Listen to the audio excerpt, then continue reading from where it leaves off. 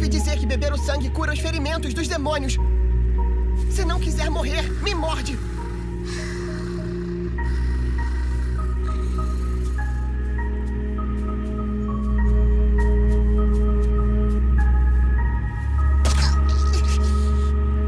Só que o meu sangue não é de graça. Isso aqui vai ser um pacto. Quer dizer que eu vou ajudar você. E você vai me ajudar. Não é só você. Eu também não quero morrer.